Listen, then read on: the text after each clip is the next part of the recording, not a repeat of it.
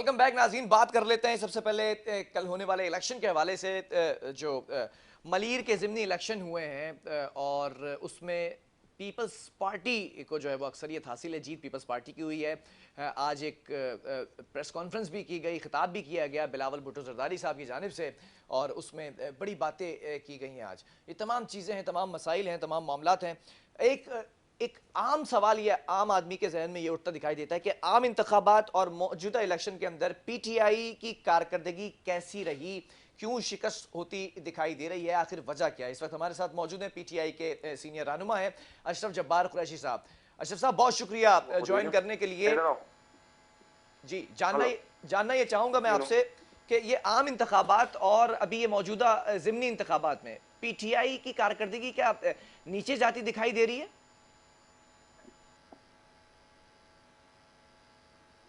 Hello जी, आपको मेरी आवाज आ रही है शेख साहब? जी जी जी जी जी, मैं ये पूछना चाह रहा हूं, मैं सवाल रिपीट कर देता हूं। आम इंतखाबात और मौजूदा इलेक्शंस के अंदर पीटीआई का एक बड़ा डिफरेंस देखा गया है, क्या कारकर्दगी नीचे जाती दिखाई दे रही है?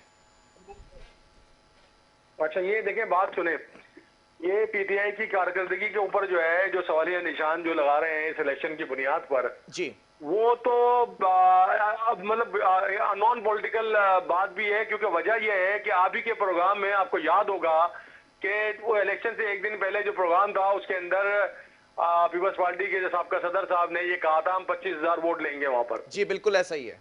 और जब ये यहाँ पर जो हमारे जब ये इलेक्शन शुरू हुआ तो उसी वक्त से ये अंदाजा हो गया था कि मलीर के दही इलाकों के अंदर खास तौर पे और जो शहरी इलाकों में, क्योंकि शहरी इलाकों के अंदर जो है जो इलाके थे उनमें लोगों का बिल्कुल फुकदान था, कोई उनकी पार्टिसिपेशन बहुत कम थी और टर्न आउट बहुत ही स्लो था वहां पर।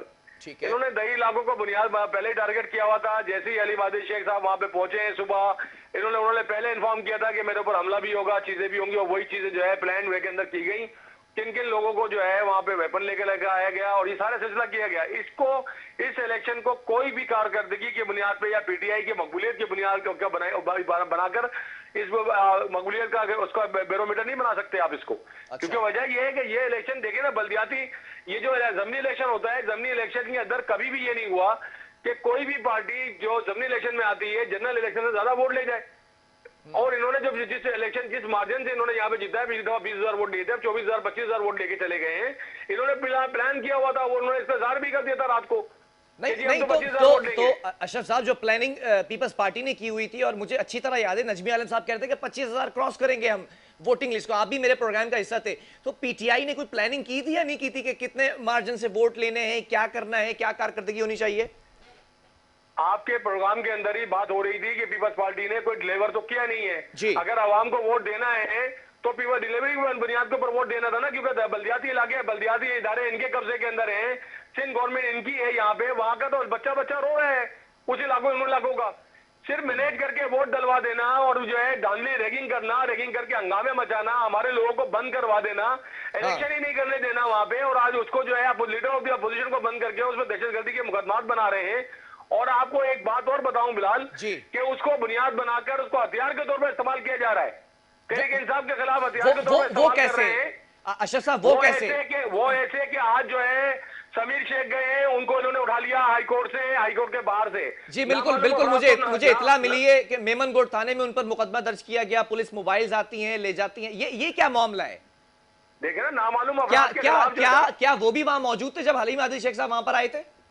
मैंने तो किसी वीडियो में शायद नहीं देखा उनको कि वहां मौजूद थे, लेकिन जो नामालूम अफराद के खिलाफ एफआईआर काट कर और उसके अंदर अब मैंने एमपीएस को धमकियां दी जा रही हैं, कि आपको उठा के बंद कर देंगे, आपके खिलाफ ये करेंगे, आपके अपोजिशन लीडर को पकड़ लिया है और सेनेट के इलेक्शन पर असरअंदाज होने की कोशिश की जा रही है, इसको बुनियाद बनाकर कि इनको जो है खौफ और इरादे में मुब्तला किया जाए और सेनेट में लोगों को जो है तोड़ा जाए बुनियाद बनाकर। तो ये तो इन्होंने रैगिंग शुरू कर दी है। जो ये कह रहे थे कि हम जो है यहाँ पर जो है जीतने नहीं देंगे और हम 10 सीटें लेंगे, मुराद अली शाह साहब फरमा रहे थे, तो उन्होंने इसके ऊपर प्लानिंग पर अमल करना शुरू कर दिया। एक ऐसी एफआईआर जो नामालूम की है, उसमें सारे लोगों को धमकियां दे रही है सिर्फ पुलिस बैठकर यहाँ पे कि गिरफ्तार कर लेंगे और लोगों पर केसेस बने हुए हैं ऑलरेडी। ये धमकियां कहाँ से मिल रही हैं आप लोगों को? ये मुख्तलिफ हमारे जो एमपीएस है मुख्तलिफ वो बता रहे हैं कि किसी जगह से उनको जो है, अभी जब मैं वहां पे था, अभी इलेक्शन कमीशन में जब मैं अपने पेपर की स्क्रूटनी के लिए गया था, तो वहां पे भी जो है मुझे कुछ लोगों ने मुझे कहा कि आज उन्होंने कहा ये प्लान है कि एमपीएस को भी उठाएंगे। एमपीएस ने भी बोला कि वो मुख्तलिफ जरियों से उनको जो है इस तरह की खबरें मिल रही हैं कि जी। इलेक्शन से सेनेट इलेक्शन से पहले लोगों को जो है मुकदमात बना के और जो अफराद के खिलाफ एफआईआर कहती है उनमें फिट करेंगे उनको। अच्छा, ये पुराना वतीरा है इनका। आपको तो कोई धमकी नहीं मिली अभी तक? मुझे तो जो धमकी देगा वो भी समझ लेगा अच्छी तरह से, और जिसको धमकी अगर मुझे धमकी दे तो मैं बताता हूँ कि इसको धमकी कैसी होती है। मैं अच्छा। शहर के अंदर जो है सियासत करता हूँ और यहाँ पे एक बहुत बड़ी तंजीम का मैंने सामना किया है अल्हम्दुलिल्लाह। मैं 3 दफा कराची का प्रेसिडेंट हूँ तहरीक इंसाफ का, और मैंने यहाँ पे जो है जो तहरीक इंसाफ को जितवा कर अल्हम्दुलिल्लाह हमारी टीम ने और हम लोगों ने यहाँ बिजली हमें कोई नहीं गिरा सकता। हम किसी की धमकी में नहीं आते, लेकिन जो लोग बेचारे एमपीए नए हैं कुछ और तरह के मामलात में हैं उनको धमकाकर और सेनेट के अंदर असरअंदाज होने की कोशिश कर रहे हैं। मैं इलेक्शन कमीशन से कहता हूं कि इस बात को इसको बात का नोटिस ले फौरी तौर पर कि इस तरह की एफआईआर जो उन्होंने काटी है और उसके अंदर लोगों को फिट कर रहे हैं, ये वर्कर्स को आम वर्कर को उठाने की कोशिश करेंगे तो खौफ में राज फैलाना चाहते हैं इलेक्शन से पहले। इसको खत्म किया जाए इस चीज को। जी। अच्छा, आपको 4-4.5 हजार वोट मिले, पीपल्स पार्टी को 24-25 हजार वोट मिले, क्या समझते हैं, क्या आपके साथ नाइंसाफी हुई, धांधली आपके साथ हुई है? देखें मेरी एक बात सुने, हमने पिछले इलेक्शन में जितने वोट लिए थे जी, उसके अंदर हम सेकंड नंबर पे थे। ये उन जगहों पे जाके जहां इनका बस नहीं चला उन जगहों पे इन्होंने जाके वहां तो वोट जो है तो जो चल सके टीएलपी ने जो वोट डाला, टीएलपी के वो जो वोट डाले, टीएलपी वालों ने भी प्रेस कॉन्फ्रेंस की, उनको भी जो है इस बात की रैगिंग की शिकायत थी कि उनके साथ धांधली हुई है। तो ये जो सारे मामलात हैं इन सारी चीजों में सामने नजर आ रहा है, कोई इलेक्शन ही नहीं हुआ, उस लगे में इलेक्शन ही नहीं हुआ, सिर्फ इन्होंने जो है जो भी कुछ किया इन्होंने अपनी जो है मैनेजमेंट के जरिए सारा मामला को हटाया, वोटर टर्नआउट तो था ही नहीं। तो इस तरह के इलेक्शन कराने का कोई भी मतलब नहीं तो जब ये सब तमाम मामला हो गए तो आप इसको चैलेंज कर दें फिर। तो चैलेंज तो करने का वक्त है, चैलेंज करेंगे अभी। चैलेंज क्यों नहीं करेंगे, चैलेंज भी करेंगे। अभी तो इन्होंने जो अपोजिशन लीडर वहां गए थे मतलब ये आप मुझे आप ब्रेकिंग न्यूज दे रहे हैं कि आप इस इलेक्शन को चैलेंज करेंगे इस हल्के के? बिल्कुल चैलेंज करेंगे, क्यों नहीं करेंगे। इन्होंने डब्बे जो भरे सब जाली वोटों से भरे हैं इन्होंने। जाली वोट है आगे, एक बंदा भी जो है एक वोट निकलेगा तो आपको खुद बताएगा कि किसका कौन सी जगह पे वोट पड़ा हुआ है, कहाँ का वोट कहाँ से लाके डाला है, किसका अंगूठा लगाया है, किसको लगा के उन्होंने डाले हैं वोट वहां पर। अशरफ साहब, मेरे अपने कुछ जराए हैं जिनकी बुनियाद पर मैं ये जुमला अदा करने जा रहा हूं। कुछ पीटीआई के ऐसे लोग हैं वो कहते हैं कि जी हमारी हार इसलिए हुई है कि उस हल्के का नहीं था, हमने वहां वर्किंग नहीं की थी, इस वजह से हमारी हार हुई है। इसमें कितनी सदाकत है? देखिए जानशेर जो है, जानशेर वहां रहते हैं, जानशेर जोरीजो मलिर कैन के अंदर रहते हैं, इसी हल्के के अंदर रहते हैं, मुस्तकिल अरसे से उनके वालिद और ये पूरी फैमिली यहीं रहती है। और पार्टी ने जो टिकट देते हुए कलमती साहब ने प्रेस कॉन्फ्रेंस की, कलमती साहब हमारे रूरल के सदर थे, पूरी तंजीम हमारी वहां से इस टिकट के खिलाफ इन्होंने बाइकाट किया। इसका असर थोड़ा बहुत पड़ा है, जरूर पड़ा है, लेकिन ये नहीं है कि वो यहाँ के हल्के के नहीं थे, वो इसी हल्के के रहने वाले हैं, यहीं पे उन्होंने यहाँ पे रहते हैं, इसी हल्के में रहते हैं, वो कहीं और बाहर से नहीं है। ये इस बात में कितनी सदाकत है अशरफ जब्बार साहब कि उस हल्के की आवाम आपसे नाराज थी, इस वजह से वोट नहीं दिया? देखिए ओवरऑल जो अगर आप बात करें नाराज किस बात से नाराज होगी, ना हमारे पास बल्दियात है, ना हमारे पास सिंध गवर्नमेंट है। हम जो है हमारे एमएनए जो भी एमएनए हमारे एमएनए हैं या एमपीएस हैं, जो भी सिलसिला मैं बात कर रहा हूं उस पार्टी, आपकी पार्टी के उस हल्के के जो कारकुनान हैं, जो निचली सतह के लोग हैं, वो नाराज थे। मैंने आपको बताया कि कलमती साहब यहाँ पे जो रूरल के हमारे सदर थे, उन्होंने टिकट के लिए अप्लाई किया था। मैं खुद बोर्ड का मेंबर था। मैं जो उसके अंदर जो है अभी मेरे सामने उनका केस आया था, मैंने उनसे पूछा था कि अगर आपको पार्टी ने टिकट नहीं दिया तो क्या आप पार्टी के लिए काम करेंगे। उन्होंने कहा बिल्कुल मैं करूंगा। और मैंने उनसे कहा था क्योंकि पार्टी जो फैसला करती है वो बहुत सारी चीजों को मेरिट को देख के करती है। 2-3 चीजें ऐसी थी जिसकी बुनियाद पे मुर्तजा उनको कंसीडर नहीं किया गया कलमती साहब को, क्योंकि वहां पर जो है मुर्तजा बलोच का बेटा लड़ रहा था, मुस्तफा बलोच, और उसके ये जो चीजें थी हमने उसको कंसीडर किया, उनकी चीजों को उस पर देखा, मेरिट पे देखा, और उसके बाद जानशेर को हमने टिकट दिया इस वजह से कि वो वहां पर इस इलेक्शन को फाइट कर सकता था। और कलमती साहब हमारे लिए मोहतरम है, हमारे लिए काबिल इज्जत है। मतलब फिर मैं ये समझ लूं आप इस बात की तरदीद कर रहे हैं कि पार्टी के जो निचली सतह के जो लोग हैं वो नाराज नहीं थे बिल्कुल भी, ये आप रिगिंग की वजह से इलेक्शन आप बिल्कुल आप ये सही कह रहे हैं। कलमती साहब के साथ जो लोग थे, जो सदर थे, कलमती साहब सदर थे वहां के, उनको जब टिकट नहीं मिला तो उनके जो 4-7 लोग थे उन्होंने जो है नाराजगी का इजहार किया और बाद में उन्होंने बाइकाट भी किया उसका, और वो उन्होंने पार्टी डिसिप्लिन की खिलाफ वर्जी की। उनके खिलाफ जो है एक्शन होगा पार्टी डिसिप्लिन की खिलाफ वर्जी का, ये तो लाजमी है। अच्छा। और उसकी वजह से जरूर थोड़ा बहुत जो भी इम्पैक्ट पड़ा होगा, लेकिन पीपल्स पार्टी ने रैगिंग अपनी जगह पे की, उनकी रैगिंग और धांधली सामने सबके सामने पूरे शहर ने देखा, पूरी मीडिया ने देखा, पूरे मुल्क ने देखा उन्होंने क्या किया वहां पर। अच्छा, आप ये बताएं कि मुझे, आप सीनियर रहनुमा है, मैं चाहता हूं आप इसका जवाब दें। Haleem Adil Sheikh, opposition leader of Sindh assembly, वो जिस तरह से जाते हैं मुसल्ला गार्ड्स के साथ और वहां पर पोलिंग स्टेशन का विजिट करते हैं, रोका जाता है, तो क्या उसके बाद जो मामला थे उससे इम्पैक्ट पड़ा है आपके आपके वोटर्स पर? देखिए, मुझे एक बात बताएं, जब आप एक दिन पहले से धमकियां देना शुरू कर दें, हलीम आदिल शेख ने प्रेस कॉन्फ्रेंस की, उन्होंने बताया कि मेरे पर हमले का प्रोग्राम बनाया है और वहां से गैंग वार के लोगों को लेकर आया गया है, यहाँ पर लियारी से भी लोगों लाके यहाँ जमा किया, ये सारी दुनिया ने देखा। और उसके बाद जब उनके ऊपर वो अगर वो अपने गार्ड के साथ नहीं जाते तो किसके साथ जाते हैं, मुझे बता दें। वहां पर उनकी प्रोटेक्शन को वापस ले लिया गया। हाँ। पुलिस भी उनके साथ नहीं थी, उनको कोई प्रोटेक्शन नहीं दी गई। उन्होंने अपने अपने जो प्राइवेट सिक्योरिटी गार्ड होते हैं, प्राइवेट सिक्योरिटी गार्ड कंपनीज के होते हैं, वो लेके वहां पर गए तो उन पर हमला कर दिया, उन पर फायरिंग की। आपने सामने दुनिया ने देखा है उस बात को।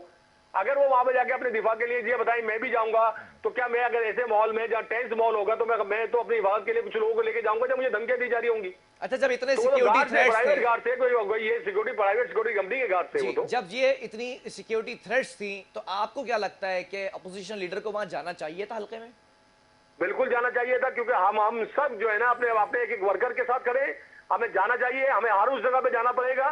क्या 12 मई को इस शहर के अंदर जब आगो खून की होली हो रही थी तो क्या हम घरों में बैठे हुए थे?